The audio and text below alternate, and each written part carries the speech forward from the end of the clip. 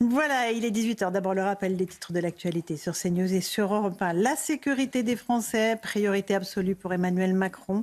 Après être allé à Strasbourg à l'occasion de la journée d'hommage aux victimes du terrorisme islamiste en France, le chef de l'État s'est rendu à Saint-Ouen pour inaugurer le nouveau siège de la DGSI. Il a remercié les services de renseignement. À l'heure où nous parlons, Emmanuel Macron s'entretient avec 30 chefs d'état-major de pays de l'Union européenne et de l'OTAN. Au menu, les garanties de sécurité en faveur de l'Ukraine en cas de cessez-le-feu avec la Russie.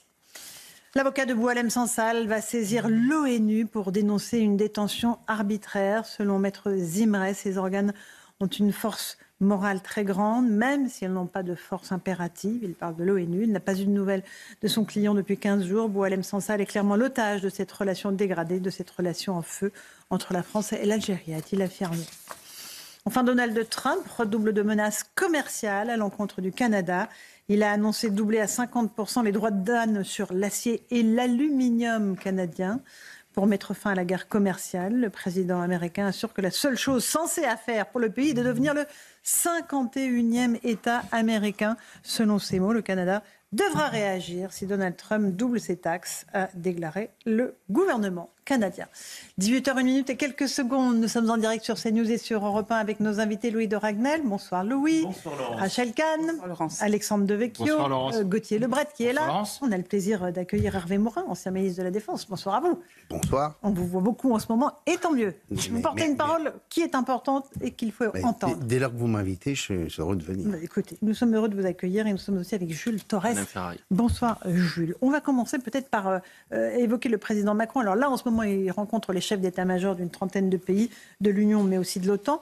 Un peu plus tôt dans l'après-midi, je vous le disais, il a rendu hommage aux victimes du terrorisme. Il en a profité pour faire un parallèle entre la situation intérieure et la menace extérieure. Écoutez-le. Une grande nation, elle n'a pas à choisir, elle a à répondre. Et elle n'a pas à décider de lutter contre les menaces géopolitiques qui s'imposent à elle ou contre les menaces sur son sol projetées par les terroristes. Elle a à faire les deux en même temps. C'est ce que nous faisons. Alors à l'heure où l'équilibre du monde se reconfigure, où ce qu'on croyait acquis s'éloigne et où ce qui paraissait exclu se rapproche, il nous faut en effet défendre ces valeurs indéfectibles de notre République. Parce que nous n'avons aucunement envie de subir. Nous voulons choisir le destin qui est le nôtre. Nous devons choisir le destin qui est le nôtre. Hervé Morin, vous adhérez à ce que dit le président Macron ? Bah oui, il est évident qu'une grande nation que nous sommes doit bien entendu à la fois assurer la sécurité intérieure et assurer sa défense. Il n'y a aucun doute là-dessus. Après, la question qui se pose, c'est comment, avec quelle méthode, quels moyens. Vous voyez, j'ai eu la chance d'aller sur votre chaîne dimanche. Au grand rendez-vous, c'est News Europe 1. J'ai eu plusieurs industriels de la défense qui m'ont dit mais les commandes on les attend toujours quoi. Elles ne sont pas passées les commandes. Non, bien sûr que non. Que des intentions de commande. C'est des intentions de commande. Donc voilà, il y a un moment et puis les commandes on les passe pas. J'allais dire simplement puisque l'idée est de construire une architecture européenne. C'est d'avoir une vraie réflexion commune des nations, je dis bien, et pas de l'Union européenne, mais des nations qui, ensemble, décident de bâtir une architecture de sécurité. On voit bien quels sont les pays avec lesquels on doit discuter. Et donc, dans cette idée et dans une programmation militaire, on augmenterait les moyens. Ce qu'il faut absolument faire, c'est jouer la complémentarité. J'ai des moyens de patrouille maritime, je vais assurer la surveillance maritime. J'ai des moyens de ravitaillement, je les mettrai à disposition le moyen de ravitaillement, malheureusement, c'est une grande faiblesse européenne. Mais bon, bref, faire en sorte que cette programmation en matière de défense, elle joue aussi la complémentarité entre nations qui, en quelque sorte, décident de passer un pacte de confiance. C'est ce qui est en train de se jouer, là, avec cette réunion des chefs d'état-major, vous pensez, ou pas à Paris ? Si j'ai bien compris, la réunion des chefs d'état-major, c'est une réunion qui est chargée de faire le point sur comment renforcer la défense ukrainienne, si j'ai bien compris, c'est cela ? Il y a deux volets, il y a le réarmement européen et le soutien à l'Ukraine. Oui. Bon, le réarmement européen, ça passe pas d'abord par des chefs d'état-major, pardon de vous le dire, mais j'ai beaucoup d'estime pour eux. Mais ça passe d'abord par les ministres, par des chefs d'État et de gouvernement qui, dans une cadre d'une réflexion politique, décide de fixer une ambition politique. Qu'est-ce que je veux ? Quelles sont les zones d'intérêt de l'Europe ? Quelles sont les zones de responsabilité de l'Europe ? À partir de cette construction-là politique d'une ambition, quels sont les moyens que nous mettons en œuvre ?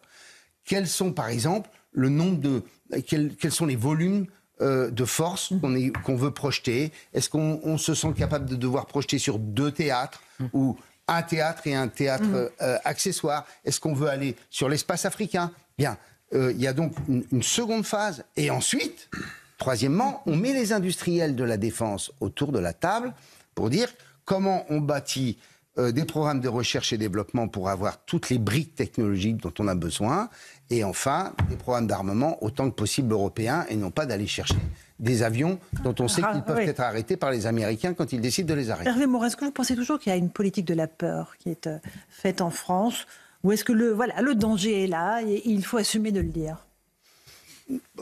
J'ai expliqué, j'ai dit depuis mercredi dernier que je trouvais que c'était excessivement exagéré. Charles Mignon disait la même chose que vous ce matin, chez Sonia Mabrouk. J'ai entendu. Bon, voilà, je pense que la diplomatie, ça se fait dans la confidentialité, dans la confidentialité de conversations qui ne sont pas...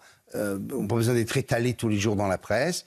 Là, j'ai le sentiment qu'il avait été plus mesuré. Mais ce que je sais, parce que pour tout vous dire, j'ai eu tellement d'appels, tellement d'élus me disant ce que vous avez dit, c'est exactement ce que j'entends en permanence dans ma commune, dans ma circonscription, etc.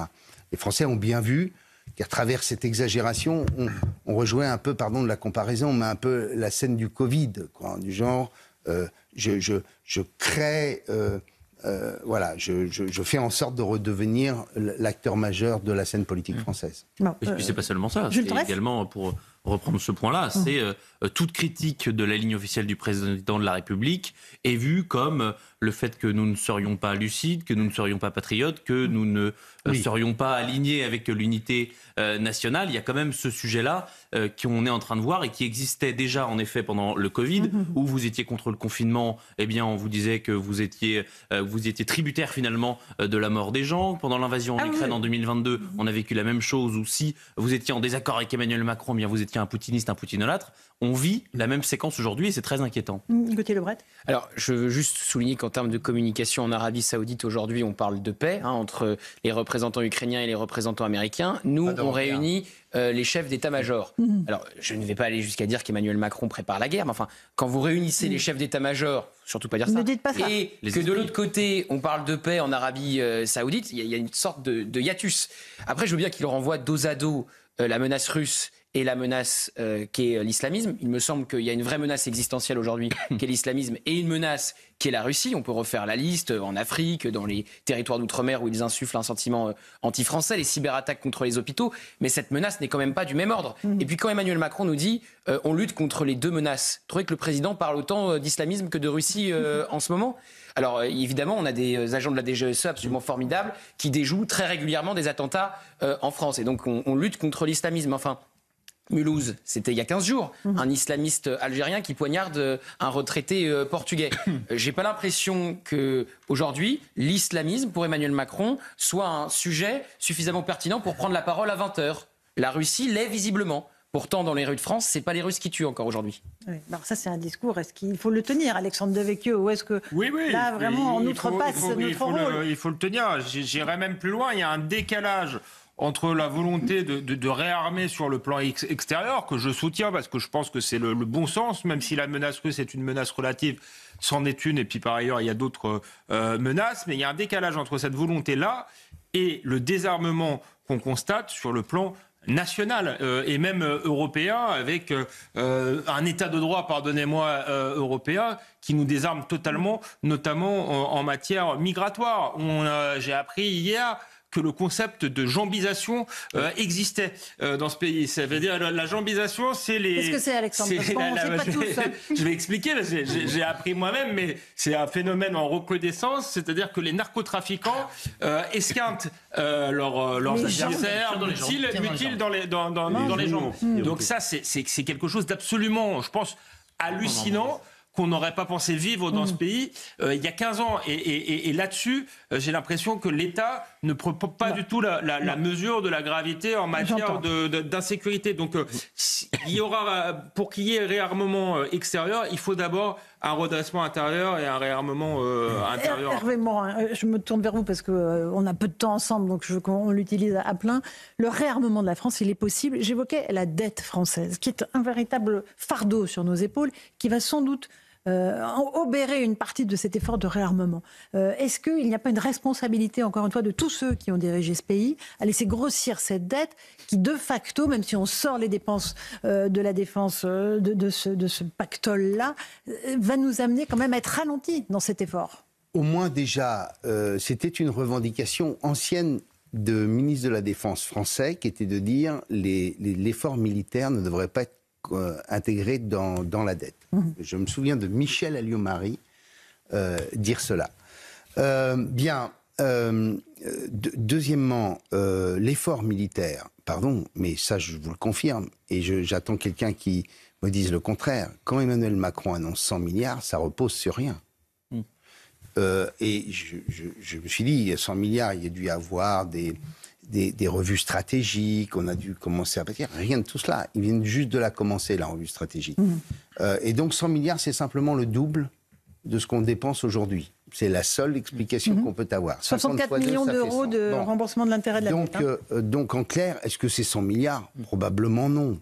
Déjà, si on fait 10, 20 ou 25 ou 30, enfin j'en sais rien, mais il faut le faire de toute façon à partir du moment où on sait exactement ce dont on a besoin et comment on bâtit cette unité capacitaire de nations européennes. Bien, deuxième point. Troisième point, là je pense que tout le monde ne va pas être d'accord autour de la table. On va voir. Mais je pense que ce serait ne pas rendre service du tout à l'effort de défense nécessaire si on mettait ça en contrepoint de la réduction de notre modèle social. Si on fait ça, je le dis, mais là c'est grave. Si on fait ça, on rompt toute capacité de bâtir l'unité nationale sur le... Donc on ne touche pas au volet social. Je dis que... 30% de notre budget, c'est les dépenses sociales, 2% la bien sûr, mais je vous donne les chiffres. Mais par ailleurs, il ne faut pas le poser aujourd'hui. On ne touche pas au modèle social. Mais dire qu'aujourd'hui, l'effort militaire, comme c'est soit ça, soit ça. Ça, c'est une catastrophe. C'est une catastrophe pour la capacité de la France à se dire, je vais me redresser et nous allons nous redresser, nous, Européens. Je rappelle encore que sur les 1000 milliards de dettes supplémentaires, 470 milliards, ce sont les retraites. Et on discute, là, en ce moment, on a un conclave sur les retraites. Oui, le conclave, il est en cours. Mais oui, c'est ça. Bon, voilà, tout le monde a quitté la table. Et de toute façon, oui, bon, d'accord. Il n'y a plus un cardinal autour de la table, mais il continue. Très bien. Hervé Morin. Bon, mais il y a au moins une chose qui est certaine, c'est que si on veut sérieusement aborder la question des retraites, il faut mettre de la capitalisation en collectif complémentaire. Si on avait, j'ai vu cette étude économique extrêmement intéressante et très sérieuse, si en 1981, on avait donné aux smicards la possibilité de faire de la retraite complémentaire, en grosso modo en disant, il y a une partie classique de solidarité et dans le même taux de cotisation, parce que bien entendu, un smicard ne peut pas cotiser plus, mais dans le même taux de cotisation, il y a une partie qui irait dans la capitalisation. On estime aujourd'hui que la retraite de ceux qui sont au SMIC serait de 300 € de plus par mois. Ok. Bon, allez, dernier mot, Gauthier. Non, mais j'entends votre volonté de ne pas toucher au modèle social. Je note juste que on a eu 2 premiers ministres qui ont été infichus de présenter un budget avec des économies. On a même voulu augmenter les impôts avec Michel Barnier. Tout à l'heure, Laurent Wauquiez disait sur Europe 1 que c'est pour ça qu'il avait refusé Bercy et que c'était une erreur de vouloir augmenter les impôts. On n'est pas capable de trouver une économie. Alors, il n'y a pas que le modèle social. On peut aussi supprimer le Haut Commissariat au Plan, par exemple. Voilà, ça c'est vrai. Toutes ces choses qui ne servent à rien. Ce que vous dites, c'est qu'il ne faut pas le mettre au même moment. C'est qu'on ne doit pas le mettre au même moment. Ce serait une erreur grave de dire on va financer l'effort de défense de la France par la réduction du Vous avez modèle raison social. sur le modèle social, sur le CESE, je pense qu'on peut et l'ARCOM, on peut le mettre à tout moment. Alors comme aussi 50 millions, allez hop, 50 millions pour l'aviation française. Allons. Le seul coût des intérêts de la dette en 2020. Monsieur Torres. Le seul coût des intérêts de la dette en 2027, ce sera 75 milliards. Donc il va falloir supprimer beaucoup d'agences de l'État si on veut arriver déjà à s'enlever ce coût-là. Mais l'heure est grave, Hervé Morin. Il faut se réarmer et il faut qu'on arrive à un accord avec nos partenaires européens. Bien sûr, mais je vous rappelle que cette construction, c'est un autre horizon que l'horizon ukrainien. C'est un horizon, on mélange les deux. Il y a l'horizon qui est de renforcer autant que possible la sécurité des Ukrainiens, de faire en sorte que ce ne soit pas retombe pour eux, que ce ne soit pas une capitulation en race campagne, qu'il puisse y avoir un accord de paix qui donne des garanties de sécurité. Ça, c'est l'immédiat. Et je vous rappelle que ça se fait à Riyad, sans les Européens, vous l'aurez observé. Et de l'autre, il y a enfin des Européens qui se réveillent et qui décident d'assurer par eux-mêmes leur sécurité. Et ça, c'est un objectif à 10 ou 15 ans. Merci beaucoup. Petite pause. On se retrouve dans un instant sur CNews et sur Europe 1. On écoutera Marine Le Pen qui s'est exprimée sur la situation internationale, qui ne votera pas la résolution sur l'Ukraine pour une raison très précise qu'elle va expliquer dans un instant. À tout de suite.